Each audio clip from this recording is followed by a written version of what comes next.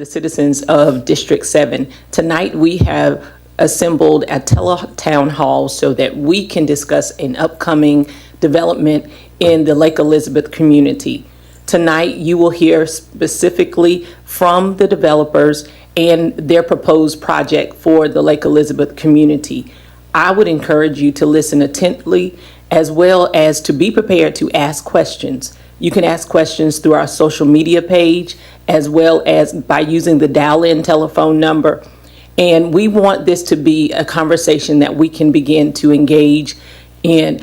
I want to encourage you also. I've said this Tuesday night during our zoning meeting. I believe that it's time for Richland County to begin to build, but we need to build smartly. We need to build with the future in mind. And as we build with the future in mind, we put the infrastructure in place that is necessary before we get started. So tonight is the first of many conversations that I believe that we'll have across the county, specifically in District 7. We're going to talk about development before we get started with development, because I believe if the community is involved from the beginning to the end, that it impacts us all in a great way. So at this time, I'm going to turn the remainder of the presentation over to Mr. DeBruin, who will speak to specifically to the Lake Elizabeth. I want to make sure that those who are tuning in, that you understand that this is for the Lake Elizabeth project. Mr. DeBruin. Good evening, everybody. As Council Member Barron has iterated, my name is Brian DeBruin. I'm an attorney and developer out of Greenville, South Carolina. I'm joined today with one of our partners with St. Capital, Richard Jackson. Before we get started, I think I'd like to just say thank you to Council Member Barron. This conversation is a conversation that's been a process in the making. Since we started looking at this site, to studying this site and thinking about the best way to develop this site, it's been important for us to get in front of you as a community. Obviously, in this setting, it's clear COVID has made that extremely difficult. But again, thank you to Councilmember Barron for making this happen and making it so that we have an opportunity to communicate and talk. Sometimes I think communication, when it's not had, wires can get crossed, and the overall scope and strategy of a project like this can get missed and lost. So today, I'd like to present to you our Cypress Grove community. It's a residential development. Again, it's north of Lake Elizabeth along Wilson Boulevard. It's a site that many of you are aware of. And I'd like to kind of first start with the next slide, which is really just a general introduction of St. Capital. St. Capital is a development group recently formed over the last 5 years. However, we've been developing real estate, both single family, multifamily, and commercial uses for a while now. But specifically to this site, we have a focus for residential development.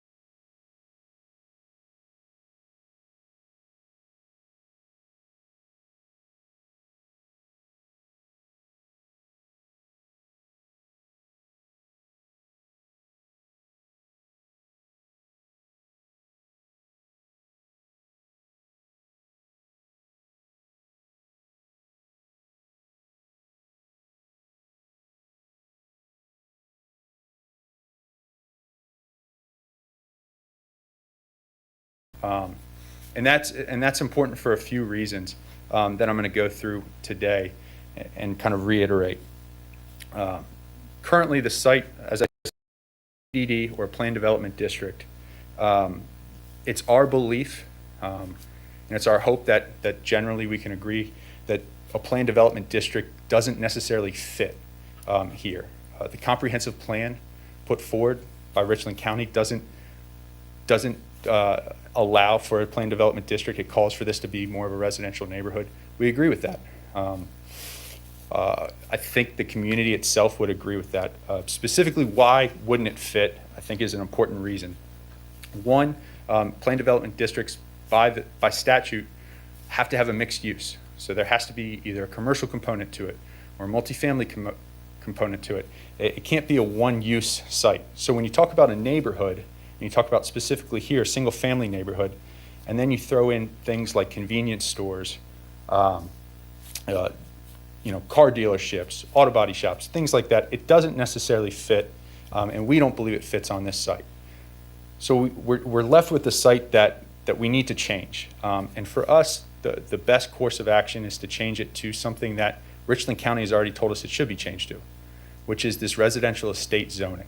And that zoning is important, and I'll go through it, but specifically as a summary, that estate zoning eliminates some things that, again, we don't believe fit here, and we don't believe adds to the community development that we'd like to see here. Specifically, residential estate zoning doesn't allow for multifamily, doesn't allow for commercial uses. It doesn't allow for what we would consider to the north of the site M1, which is light industrial. It doesn't allow for office space. So many of the things that you would consider in a high trafficked area that a PD oftentimes calls for and requires, residential estate zoning eliminates that. It makes it unavailable for the duration, for the life of the site. So as we look at this, we talk about in 2008, the history of this site. And in 2008, a plan development was passed. And again, plan developments oftentimes have multiple zonings. They have to have multiple zonings, but it goes well past 2. Sorry. So using the plan development passed in 2008 as an example, that site had 7 different zoning categories on it. And I'm going to go through those. The first one was general commercial. The second was office and institutional use. The third was neighborhood commercial. Again, neighborhood commercial could be anything from convenience stores, auto body shops, and other things in between that. The fourth was residential multifamily, think apartment complex. The fifth was residential high density. Townhomes would be a good example of that. The sixth was residential medium density.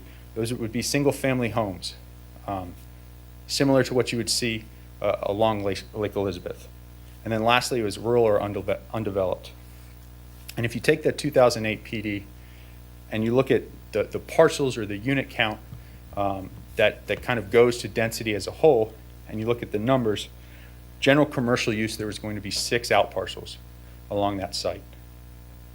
Office institutional use, there was going to be 18 out parcels or units along that site. Neighborhood commercial, there was going to be 4 units or out parcels along that site. Multifamily high density zoning, there's going to be 260 units along that site. Residential high density, things like townhomes, there was going to be 44 units. And then finally, residential single family medium density, there's going to be 378 units. And if you take the totality of that, you'll see that there's a high neighborhood impact, specifically to traffic and density on the site, that we just don't feel fits there anymore.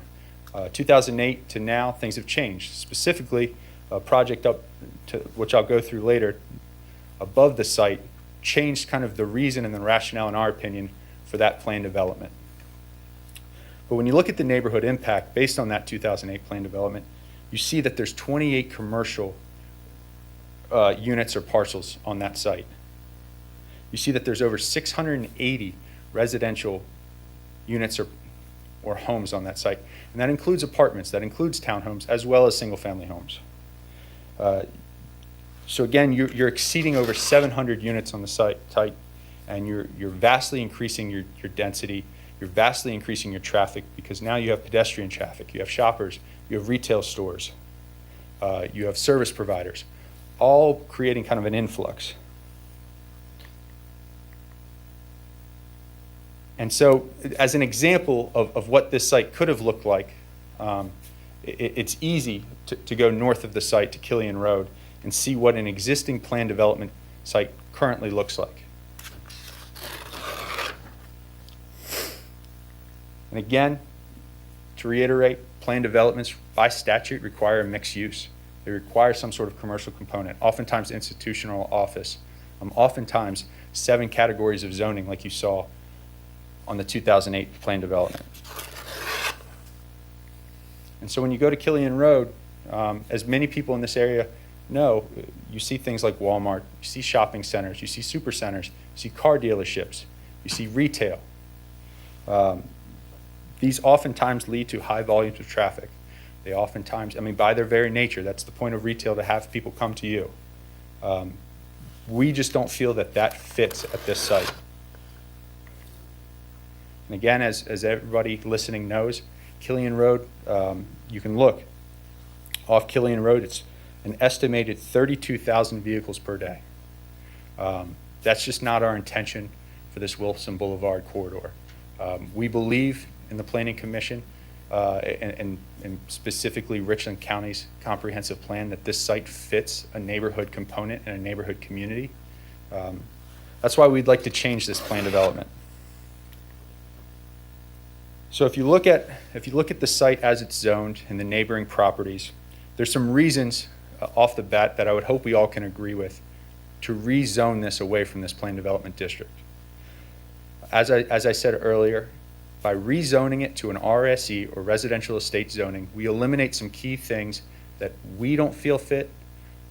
Richland County's comprehensive plan doesn't feel fits this site, and I would hope that those on this call would agree doesn't fit this site. And I'm just going to go through them. By rezoning it to residential estate, we would eliminate all commercial uses. Specifically, we'd eliminate the general commercial use previously approved in 2008. We'd eliminate the neighborhood commercial use. We'd eliminate the office and institutional use. We'd eliminate all multifamily use. We'd eliminate all high-density zoning. In total, this would reduce the overall site density from the previously approved plan development. It would also have a significant impact on traffic and a reduction of traffic in comparison to things that you've seen on Killian Road. And then lastly, kind of at the core of our principles at St. Capital and the development strategy, again, at community development, this site being a single-family site would be a home ownership site. It'd be people that care about the home, that own the home, and care about the community around them. We feel that when you develop that type of community, and we'll go into specifics of this community that we're trying to develop, the home ownership aspect and the feel of community, has a reverberating effect throughout the community as a whole. It helps school districts. It helps the general population. It helps corridors like Killian Road, where retail and service industries are, but it leaves that neighborhood feel. So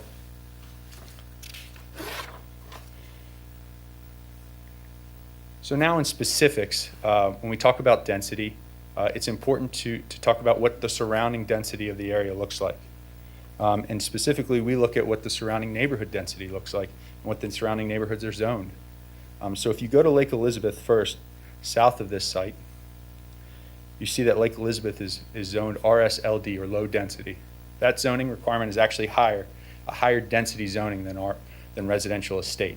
So south of the site would still be zoned at a higher level than our site. If you look at the Jasmine Place corridor in that neighborhood, you see that is zoned medium density. Again, our site would be zoned at a lower density than Jasmine Estates. Again, adjoining development and neighborhood. If you look south along the site, along Wilson Boulevard, you see that there's a residential high density aspect. Again, our site would be a less dense area than that.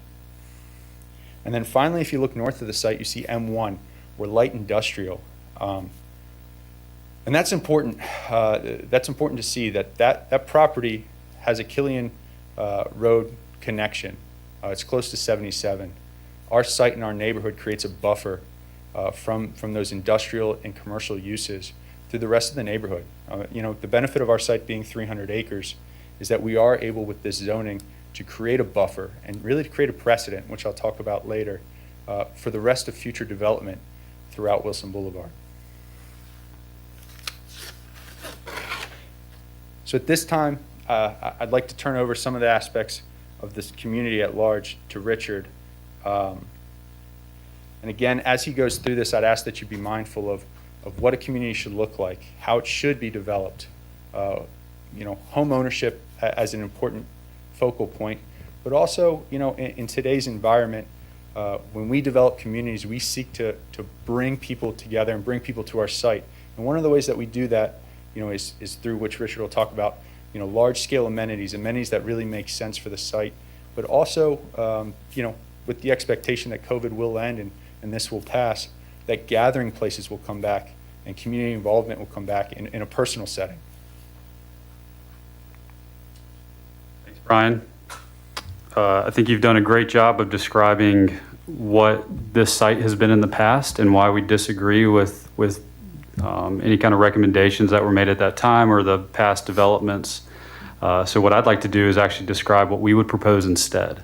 And Brian has done a great job of describing, our goals as a developer, which have always been to create meaningful and appropriate development. And I think that's very important because we're trying to determine what is now appropriate for this site, this community as a whole, because what was appropriate in the past, we feel has changed. So that leaves us to what we're describing as Cypress Grove. That's the name we've given to this development.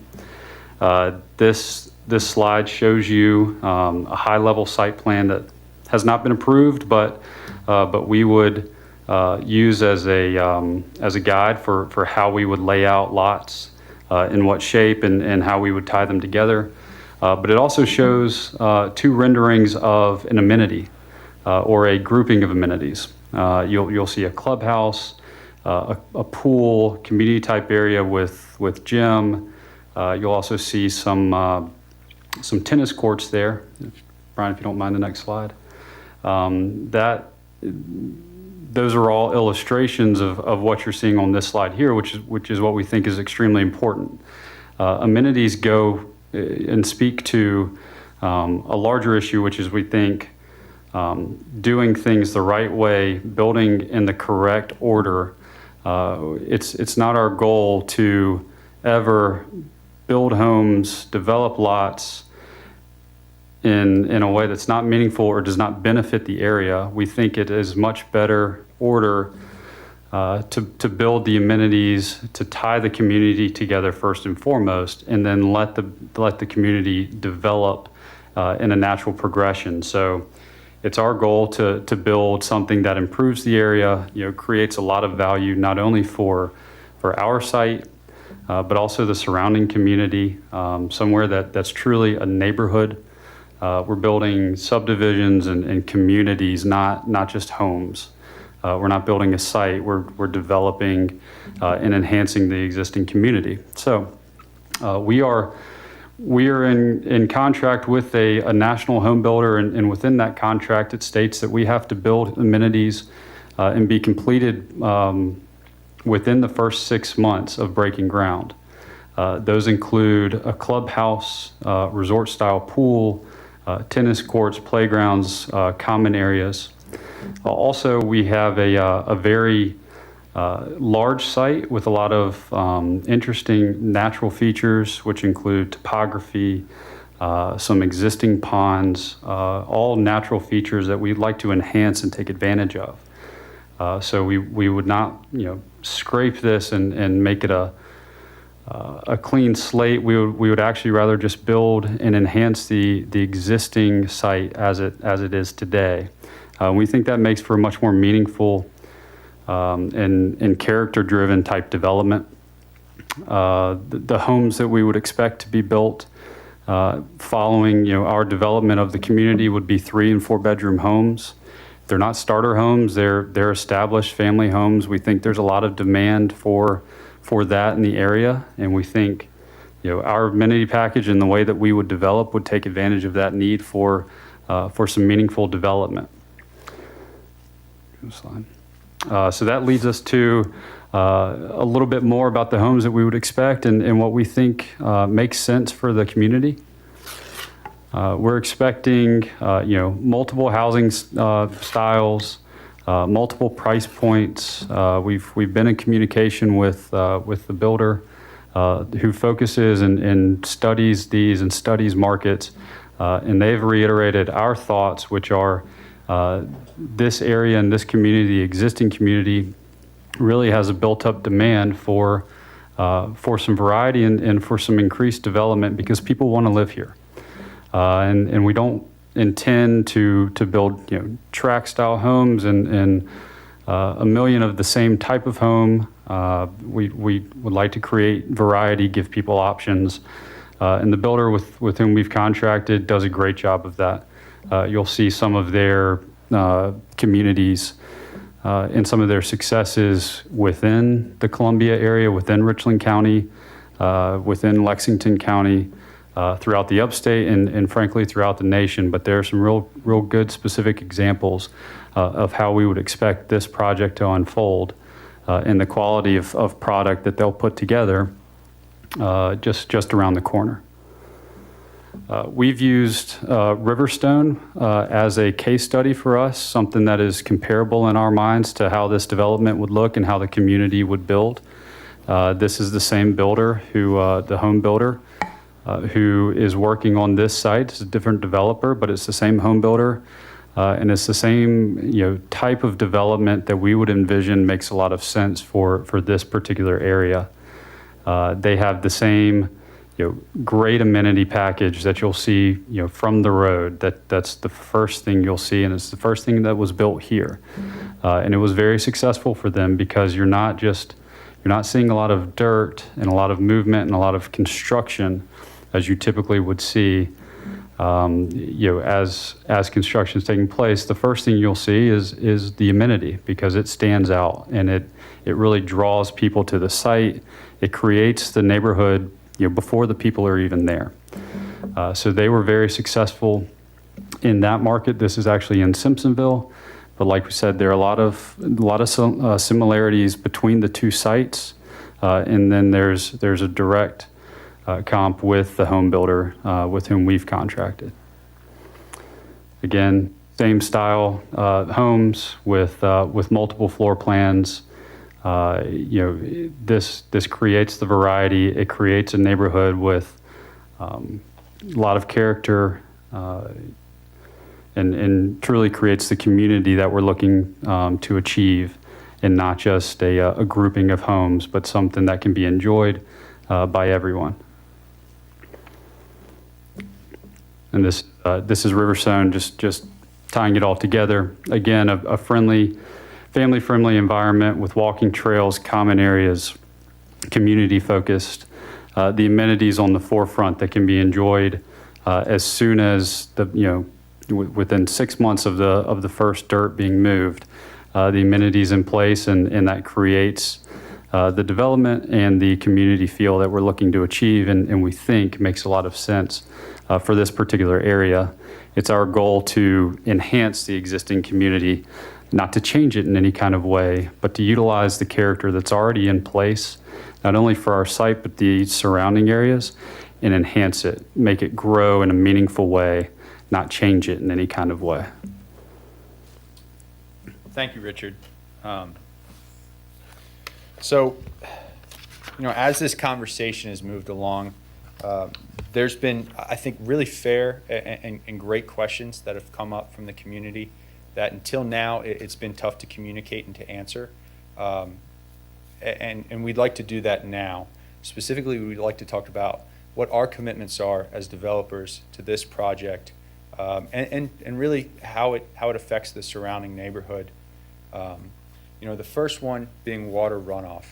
I think anybody that lives at Lake Elizabeth and everywhere else understands the importance of this. It's been made clear to us. One of the first things that we do when we go to and develop anywhere is we find. Thank you. So one of the first things that we do is we try to find local engineers, specifically, well reputable, well known in the local community, because they understand more than anybody else what infrastructure challenges the local landscape and topography has. So for us, we contracted immediately with Columbia Engineering, and specifically as it comes to water runoff, their position, our position is the same. The flooding that we've seen in the past in this site, oftentimes a site like this where it was once agricultural and ponds were created, man-made ponds, that agricultural use has gone away. And unfortunately, the infrastructure, the repairs and maintenance has also gone away. So on our site, there's 2 existing ponds. The first thing that we're going to do, as Richard alluded to, is create the amenity. That amenity and that infrastructure is paramount to any development, specifically this one. So the first thing that we're going to do while we're creating that amenity is we're going to upgrade those ponds to act as more of a detention reservoir for water that normally would flow into Dry Branch or then Crane Creek. Additionally, we know this site, and we've studied this site long enough to know that multiple detention ponds are going to be built. And it's our belief that building that, it's not going to mitigate water runoff, but instead it's going to actually improve the water runoff on this site, because right now there's nothing that mitigates it from going into Dry Branch or Crane Creek and then flowing south. So that's the first commitment we're going to make as far as infrastructure goes. And you don't have to take our word for it. We'll be held accountable by Richland County. We'll be held accountable by DHEC. And it's for the best of this community. It's for the best of our development that those procedures and processes are in place. We not only embrace them, we welcome them. The next one is going to go specifically to traffic and density. There's been conversations that we've been able to have and concerns that have been raised. When Lake Elizabeth flooded and traffic was rerouted through the subdivision, we understand that damage was caused there. With that being said, the site that was approved in 2008 has 2 access points. One through Lake Elizabeth and then the other off Fairlawn Court. It would be our goal, and it's our plan, to close those access points. They will not be trafficked areas. Instead, the only way that they will remain in any sort of access is if fire and the municipality requires it for emergency access. That means it won't be a developed road. There won't be daily traffic through there. The only traffic that would, again, be through there is if fire or first responders had to access the site through there. And again, that will be by municipal code or requirement. By doing that, we'll have 2 entrances and exits off Wilson Boulevard. Wilson Boulevard is a state-owned road. There's a plan, I know it's preliminary at this point, in 2001 to update that road. It makes sense for traffic to go off Wilson Boulevard and north or south accordingly. It doesn't make sense for traffic to be funneled through Lake Elizabeth. So it's our commitment that won't be the case. We don't believe that helps the community-driven nature of our development. So lastly, I'd like to go through, and before we get to the question and answers, and I appreciate everybody, again, being on this call, your patience and letting us walk through this site, because it does have some unique aspects, and the history of the site, I think, is important, and the history of the surrounding community, I think, is very important. So for us, our development summary and our commitment, is a 3-phase development at first. We estimate the first phase will be 250 homes, second phase likewise, and then finally the third phase to be 150 homes, with a total of 650 homes on this site. And that number might sound alarming. I would ask you to keep 2 things in consideration. First, that number is a reduction in density from the PD that was admitted in 2008. So we are downzoning this site. Second, the zoning that we're asking for is the least zoned neighborhood in the area. And then third, I think as another point, this does act as a precedent and a buffer to the rest of the community as to what zoning should look like for neighborhoods. Medium density, high density, those types of developments, we don't think have a place here in this area. We follow the comprehensive plan when we go to different municipalities and jurisdictions. So a site this large, setting that precedent, allows for the rezoning and really the downzoning of sites that you haven't seen in the past. Again, to reiterate our commitment, we'll be upgrading those ponds. We'll be installing additional detention.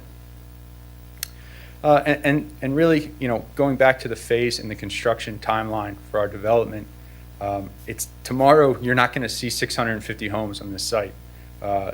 We will be members of this community as we develop it for the next 8 to 10 years. Traditionally, a site this large, that's how long it'll take.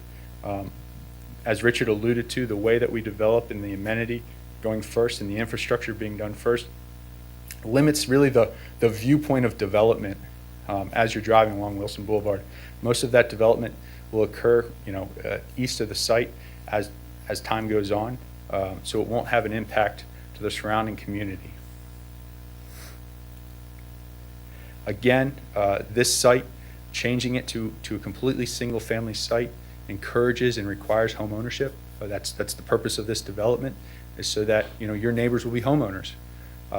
And we feel that the more home ownership there is, the more skin in the game people have, the more community driven that they are, and we think it helps the community as a whole. As I said before, a site this large, residential estate zoning secures the precedent for the rest of Wilson Boulevard, that neighborhood zoning should be the lowest density. It should be lower than Lake Elizabeth. So we think that residential estate zoning fits that. It fits the comprehensive plan. And then finally, I think the most important elephant in the room is, what do we do about this planned development district that requires multiple uses, that if developed according to state statute would require some sort of most likely commercial use or office use or something else other than single-family residential throughout the site. It eliminates that question. It eliminates the question of what else could this site be. We would know that this is going to be a neighborhood. We would know that this is going to be a neighborhood of homeowners who care about their site, a developer who cares about this site and cares about the development. As Richard alluded to, there's not many developers that are willing to build the amenity package first, to do the infrastructure first, then have lots built and homes built. We believe in this site, we believe in this location, and at the end of the day, we believe in our product and our ability, and we're willing to prove that with that type of investment. So at this point, I think Richard and I would like to, and I think we have some members of our development team who weren't able to make it on the call. We'd like to answer some questions if we can regarding the site and anything else that you may have.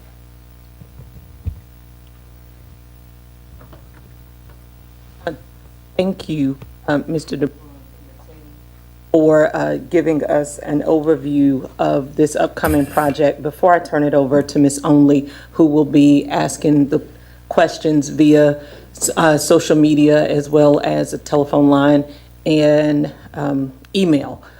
She'll be asking these questions to you, and then in return, you and your team may respond. I do have a couple of questions, and perhaps some of which are probably the same questions that the community would have. You spoke to that the current zoning is that of, or similarity to Killian Road. Is that correct? Is that what I heard you say? That's a great question. Sorry, that is a great question. It's our position that it's currently zoned as a planned development district. Typically, planned development districts, what is developed is what you see at Killian Road. I think there's some uncertainty, at least on our end, as to what the development looks like and where that planned development was in 2008, where it still stands. Frankly, I just don't know. We would like to not have to answer that question by just rezoning it to residential estate. Sure, and I'm just trying to paint a picture for the citizens of District 7 so that they can have a comparison as to what it is currently zoned for versus where you're going. So if that is the case, then based on what you're saying, it could very well, as it is existing, could look just like Killian. That's correct, yeah. Hypothetically, it could look like Killian Road if it's not rezoned to another zoning code. The next point would be and you may not be able to talk to this at this point, but the price points of the homes, as well as you mentioned a builder, are you able to share that information with us now? Are we okay? Yeah, so price points I can't speak to.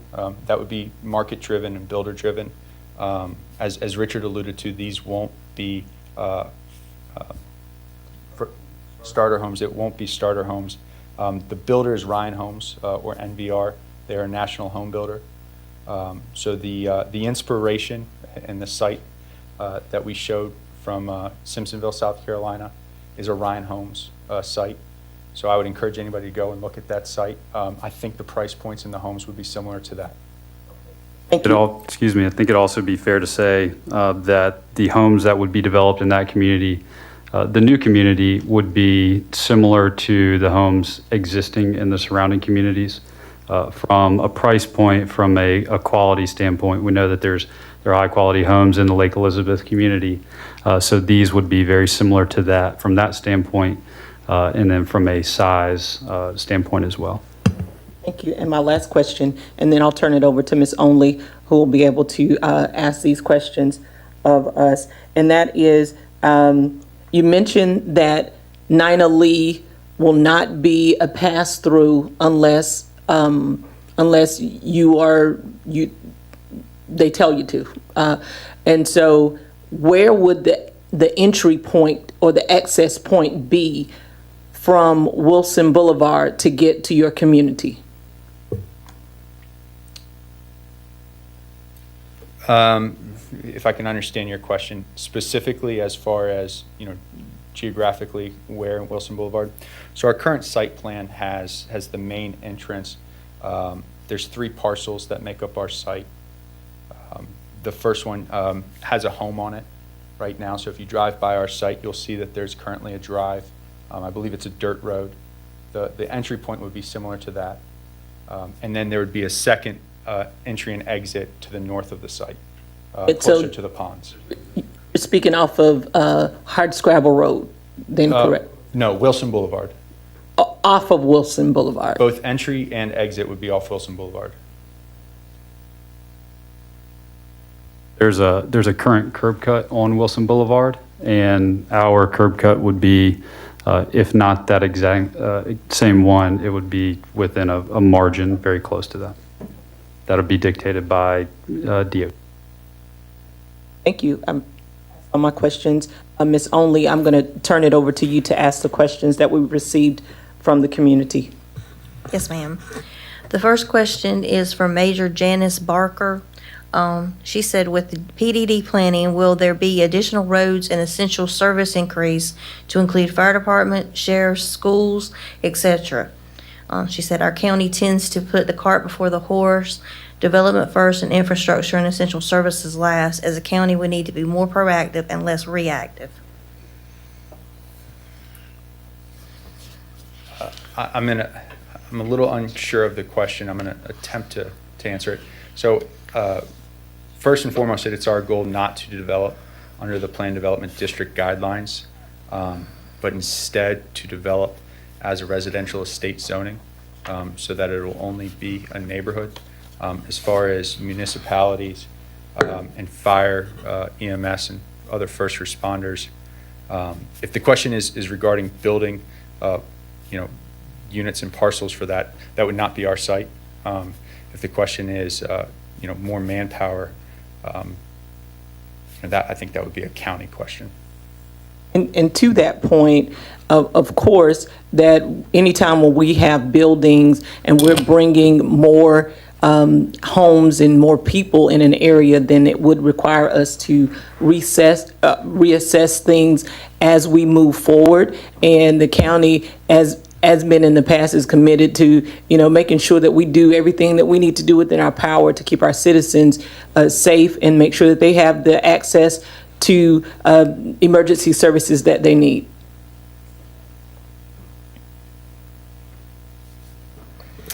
The next question is from Ms. Trapp.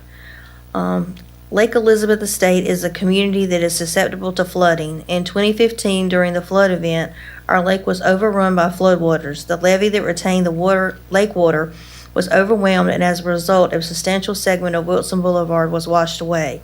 As a result, traffic was rerouted through interior streets within our community, which resulted in an increase in litter, heightened traffic, speeding issues, accidents, and road degradation.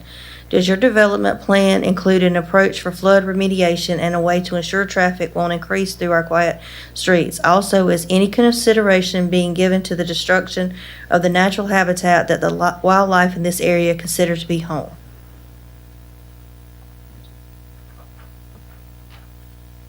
So again, I think that's a great question. First, to the water runoff, our site will absolutely address that. We will not only upgrade existing ponds to be used for detention and water collection, but we will build more to prevent and to mitigate the existing water runoff and any increase. We do not believe that there will be an increased water runoff into Crane Creek. So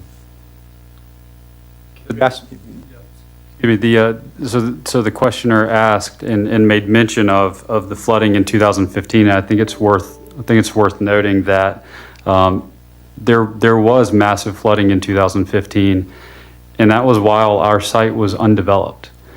So we would make the argument that not only could any development on our site have caused the flooding, we think that developing our site and engineering it in an appropriate way would actually improve any kind of future flooding mitigation. We are going to improve the infrastructure and the existing ponds and adding to them with retention ponds, so we can help mitigate that in the future. So we think it's important to note that there was massive flooding in this area in the past.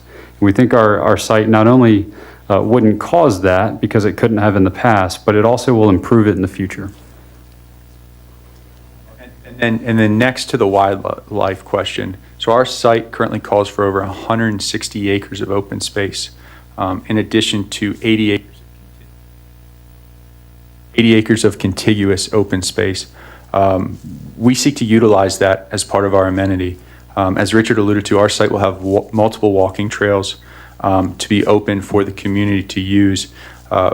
Again, bringing the community aspect to this site, utilizing, as Richard said, the site as it currently sits, the topography of the site, and just the size of the site allows for that open and wildlife access.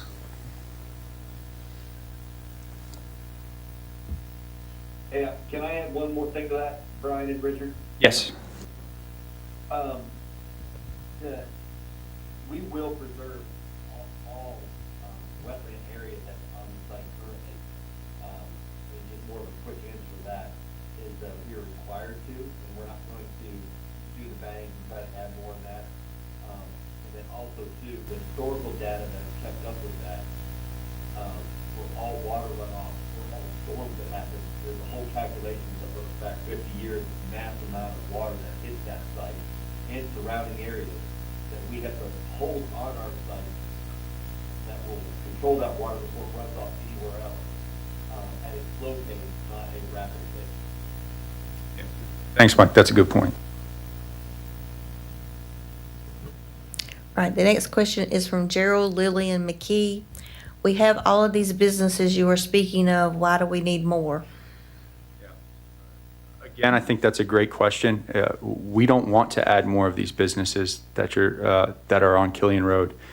We want to eliminate the need or the requirement for that type of use on this site. The best way to do that is for us to rezone the site from this current planned development district to a residential estate zoning.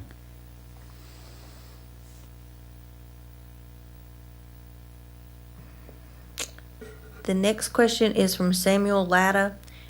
He would like to get a copy of the traffic study. He wants to know if that's possible. Yeah. Yeah, I think as we go through this process, we're happy to make that available.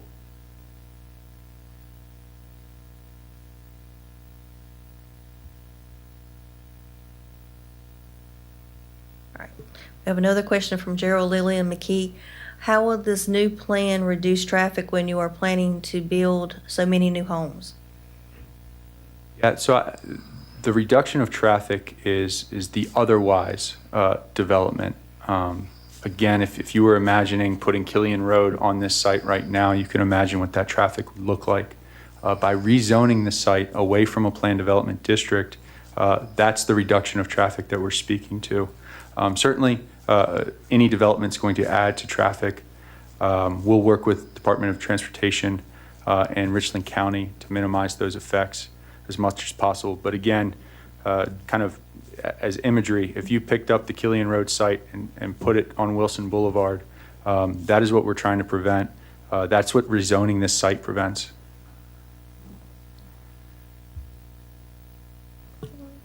And we have another question from Ms. McKee. Do you have a plan for sewage and water? If so, please show us a map and a blueprint for sewage and water distribution.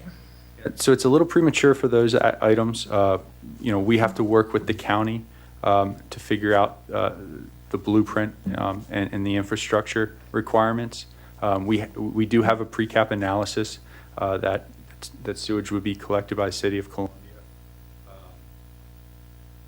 As we go through this process, though, we can speak more to that. But before we go to the county with those, and when we talk about those recommendations, we first have to figure out what the site is zoned. Quick add to that too is we have already confirmed that there is plenty of capacity for both water and sewer for this site. As it was a PD, but then as it's reducing, we know we have the capacity. If I may just interject, one thing that I did learn when speaking with my constituents is that there is a concern about the water and sewage because many of them do have wells. So taking those things in consideration, thus you hear the questions about their whole way of living around them, their environment, because as you know, if we've got runoff water and those things, their wells are being impacted by it. Understood. Real quick answer to that then is the reason why we're using city water and sewer is so we will not impact at all any groundwater to affect their water well or their area. And that's the reason why we are using extra capacity to hold storm drains and storm water on the site.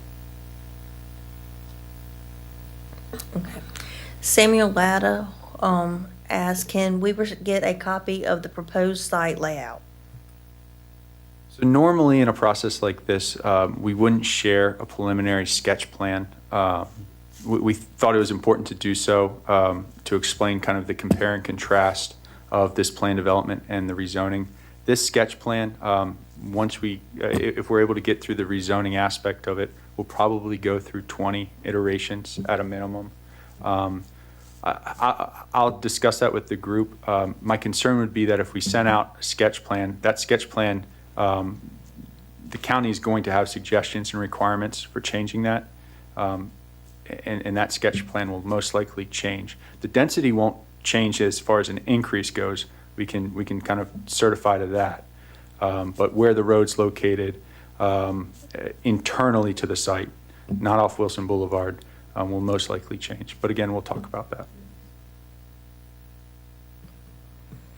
The next question is, does this development include a pass-through from or to Nina Lee? The short answer to that is no, it does not. Our only access point, our main access point is on Wilson Boulevard. If required by county for fire and safety to have some kind of emergency access for them on Nina Lee, that would be the only reason for any kind of driveway on that existing road. But our community would be accessed only by the points on Wilson Boulevard. Yeah, and to piggyback off that, the Nina Lee emergency access will be an unimproved road as it currently sits. And if we're able to close it off completely, we will. The next question is, once the trees are removed from this development, do you have a report on how drainage from your development will affect our our properties in the Lake Elizabeth area, or do you have a drainage plan we can review where it will not affect the Lake Elizabeth area?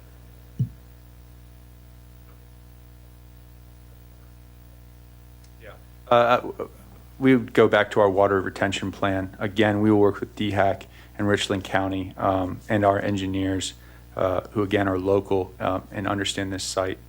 We've studied this site for about 2 years now. So we do have a plan, but we have to get guidance from DHAC. At a minimum, we will again upgrade those 2 existing ponds, build 2 retention ponds on the site to lessen the water runoff. All right, the next question is from Barbara Roach. What is the proposal of things they are going to do ahead to ensure they have access to this property and to make sure there is adequate ways to get in and out of that community while not overloading Highway 21 and hardscrabble?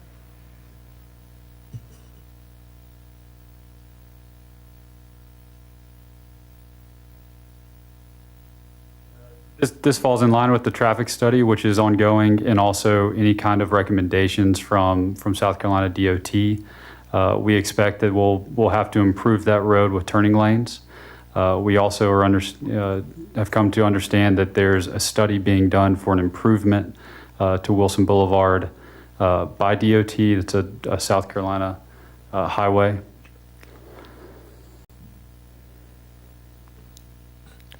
All right, her second question is, when the 1,000-year flood happened, Crane Creek watershed flowed into Lake Elizabeth, what actions are going to be taken to ensure this area will not be flooded in the future? So if we didn't understand, we definitely do by the amount of questions regarding this. And I think it's important enough that I'm happy to continue to say it as the questions come in. We are going to upgrade the 2 existing ponds. We are also going to build 2 additional detention ponds east of the site before it gets to Crane Creek, as Mike alluded to earlier, to collect and store much of the water runoff that if it rained today would go into Crane Creek and then flow south. So 4 detention ponds to collect water and store it so that it doesn't go to Crane Creek.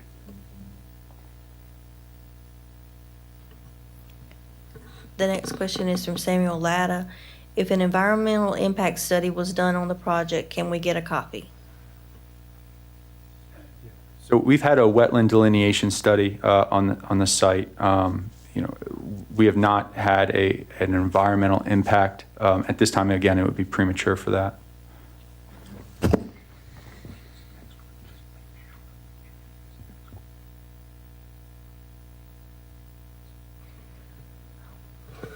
Okay, the next says, make emergency access on Hardscrabble or some other place not on 9 or our 2-lane streets are not capable of handling any rezoning that will probably take place if this request is approved. It's just a comment.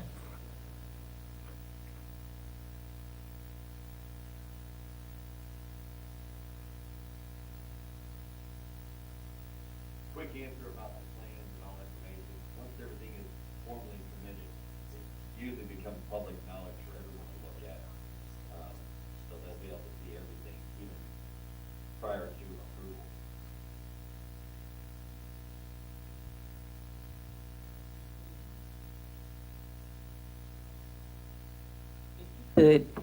If you could, Mr. DeBruin, will you repeat what your colleague said, who's on the phone? We're having some challenges hearing him.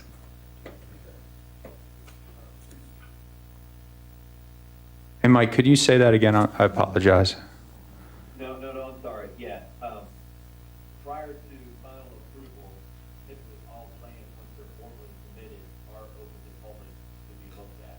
Yeah. There's a few questions about plans being reviewed and documents, but once that's there and looked at, then the public can be looking at anything they want. In case everybody on the call wasn't able to hear Mike, as we get approval and as we go through this process and we submit those plans, that becomes public record. and anybody's able to obtain them. And again, as we submit them, we're happy to disseminate those. Okay. The next question is from Lois Smith. What's the price range of the proposed homes? Again, that'll be dictated really by the home builder and market studies. We can give you kind of an indication of what we've learned thus far and what we think makes sense and what Ryan Homes has suggested to us that they would build, but they would not be building, starter homes. They would be building kind of established 3 and 4 bedroom homes with, larger single family lots similar to what is existing in the Lake Elizabeth community. So what we would envision is a product that is fitting of the current character of the community. A price point, obviously, as we all know, is rapidly changing on a daily basis. So it's hard to predict exactly what that price would be, but we can share with you what we think the homes will be. The next question is, what was the land originally zoned for? Since 2008, this site has been zoned as a planned development district. I'm not sure. Oftentimes in counties, zoning and zoning ordinance change and zoning classifications change. But as we've studied the site since 2008, it's been a planned development district. All right, the next question is, can the rules change for the pass-through once the developer builder has approval for this type of zoning? For this site, this will most likely be in our covenants and restrictions. Once the municipality, once Richland County says that we don't need Nina Lee Drive, and we don't expect that they will, all indications so far is there's a general agreement. The site, that drive access will be closed. Again, it'll be in our covenants and restrictions that is not to be used as a normally trafficked area. Next, the dirt driveway is at the old Funderburk home and across from Fairlawn United Methodist Church. Would the other entrance exit be across from the cemetery?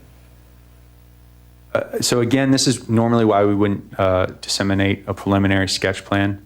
It needs to go through the approval process. So if there's another location on Wilson Boulevard that the second entrance needs to be, we would move it. I don't know directly across the street, that second entrance, what is there currently. So, Ms. Only, if you allow me to interject here, because we definitely want to get all the questions in. So I want to just speak to the point of a lot of this is proposed. A lot of what is being discussed tonight is the developers are doing their due diligence by sharing with our community some of their proposed plans. And, if the county requests certain things to be changed, then they have to be changed.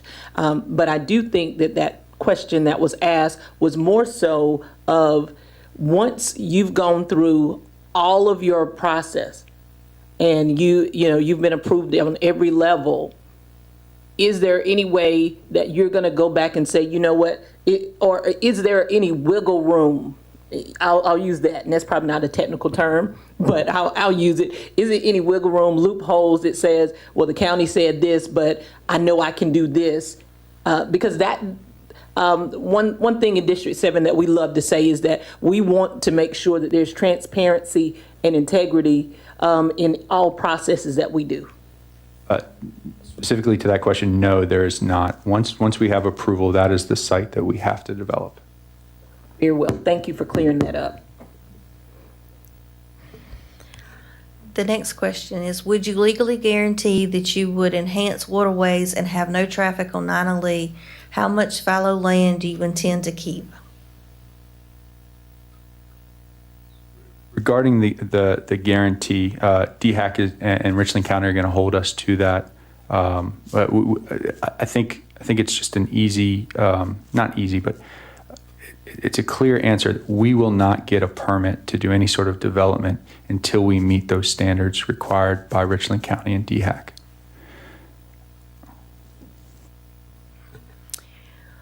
We were told that Richland County denied the rezoning and there was a 1-year wait for the developer to revisit this. What was the specific process that these developers used or reapply 4 months later?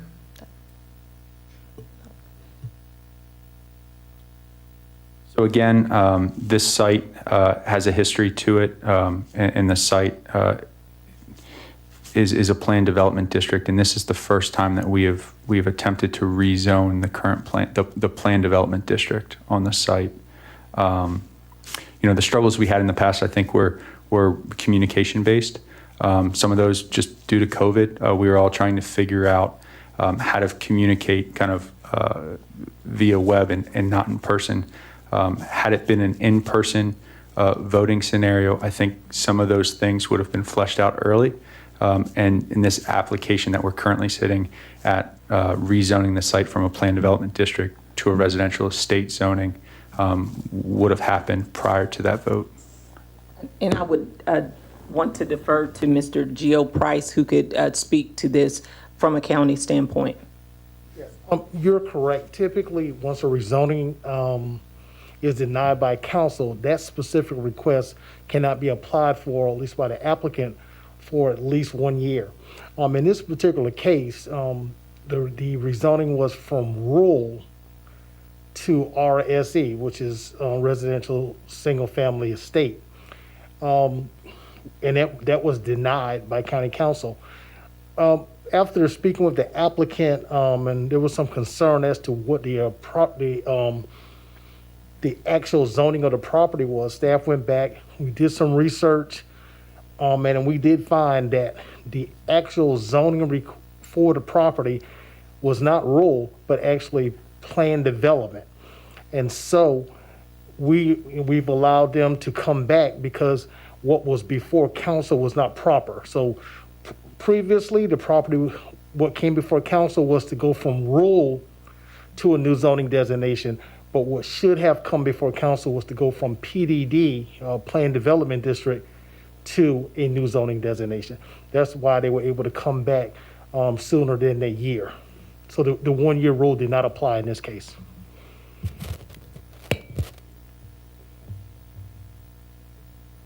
All right, the next question is, where will the main entrance be in relation to Coon Store Road?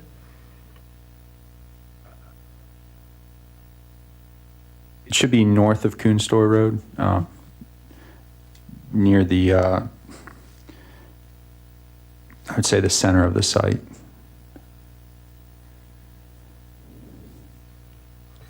The next question is, how did you calculate the number of home sites based on the 20,000 square foot requirements along with the proposed open area of 160 acres? So again, we rely on our engineers to calculate some of those aspects. I believe it comes out to a little over 2 homes per acre for the entire site.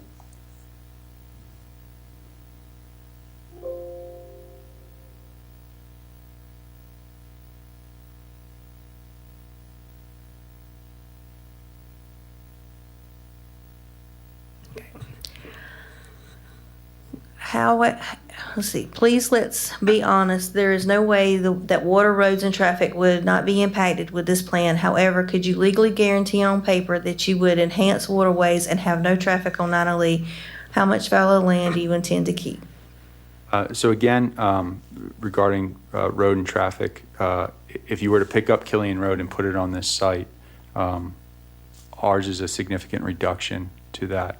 Back to the guarantee aspect, it's been made clear to us, and we wholeheartedly support it, that we will not get the permitting to develop anything on this site until we first meet DHAC and Richland County standards for waterways and other aspects of infrastructure. Yeah, as far as right now, our site has a little over 160 acres of open space throughout. Okay, there is still a large amount of flooding on 9 in Preston as recent as 6 months ago. We are at the bottom of a basin. How can this be addressed? You know, smart development is kind of a phrase that I've heard being used in this district, and we would wholeheartedly agree to that. We rely and really gravitate towards requirements that Richland County, DHEC, and then our local engineers put on the infrastructure of the site to make sure that, unfortunately, the things that you're experiencing, that we actually reduce that for this community at large. Based on the size of these homes, what would be the size of the lot to accommodate each home? What is approximate space between each homes per lot? So again, you know, our site plans are preliminary, so those things will shift and move accordingly. I think if you look at Riverstone, that is a good comparison to the type of site that we're looking to develop. One quick question. Riverstone is in Greenville, correct? Greenville County, Simpsonville, South Carolina, yes. How can they assure that Nina Lee and Boston Road will remain emergency access points separate from Elizabeth Lake subdivisions, and will it be gated off? My understanding is currently Nina Lee, there is an undeveloped dirt road with a gate. It would be our hope to keep the gate, if not remove that undeveloped road completely and shut off that access. The only way that undeveloped access point will stay will be if Richland County fire and emergency response requires us to keep it in for emergency use only.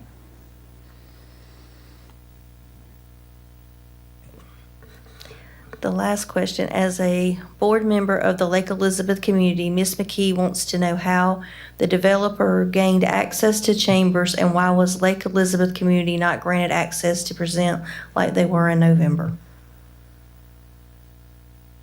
So to Lake Elizabeth, as we mentioned, this was one of these options where we wanted to continue to practice social distancing while allowing you all the opportunity to hear more from the developers. And it was our goal to bring you a more formal presentation so that you will be able to hear firsthand from the developers.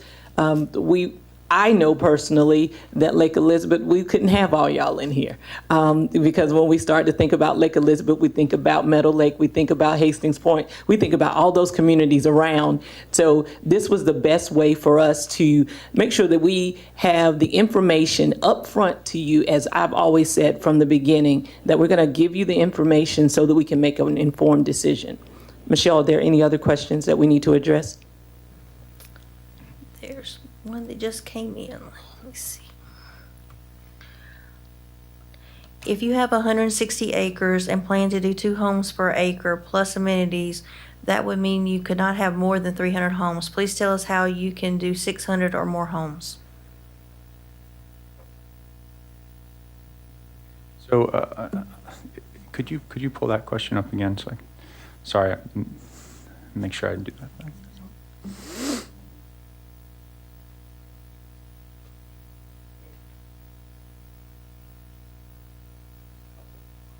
So I think that's a fair point.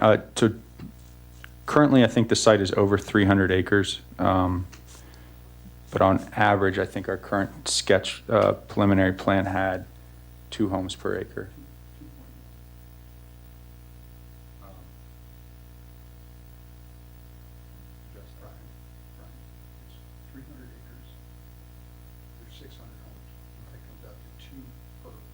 Correct. But the size of the lot that they're sitting on is not an acre, it's less, because we have the 160. Correct. Yeah.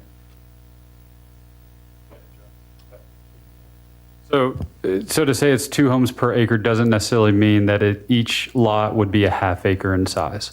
We would have 2 homes per acre and then 160 open, green space, wetlands, amenity areas, things of that nature. But to say 2 homes per acre, I think it's 2.1 per acre, is not necessarily to say that each lot size would be a half acre. Some could vary just depending on where it is on the site, the topography, and all sorts of other considerations that will lean on our engineers in our construction to dictate exactly the size of each of those lots.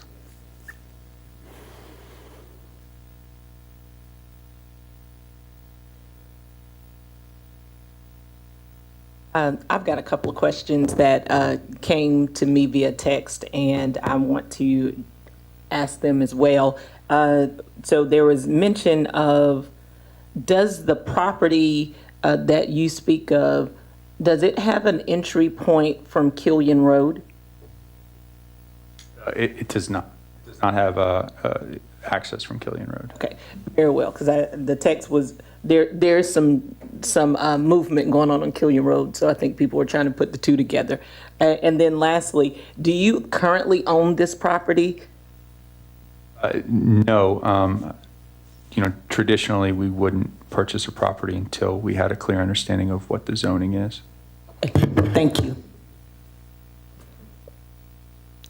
If there aren't any other questions, Michelle, one last look. Let's come in.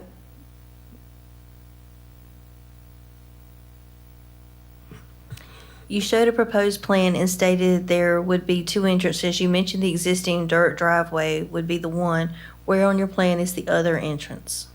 I apologize if I did not communicate that correctly. There will be two main entrances on Wilson Boulevard. The entrances that have been brought up in previous discussions regarding Nina Lee and access to Lake Elizabeth, we don't consider to be an entrance, and we don't consider it to be a road, nor will it ever be a road. The only reason why it's there currently is for emergency access. We will ask Richland County if we can shut off that emergency access point by installing two entrances on Wilson Boulevard.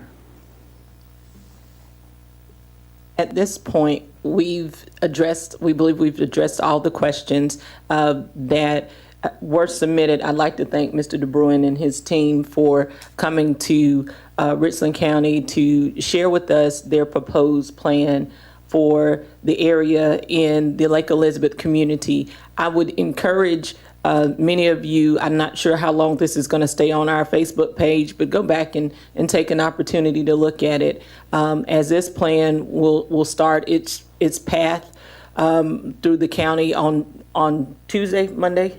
On Monday, it will start its plan or its path through the county. Thank you for coming and sitting in the hot seat tonight. But I will tell you, if you're a developer and you want to build in Richland County, we welcome you to the hot seat because we want to have this conversation. And although it's one of which that's non-traditionally does not happen, as we're growing really fast in Richland County, we want to make sure that, the citizens are informed about what's coming on the front end.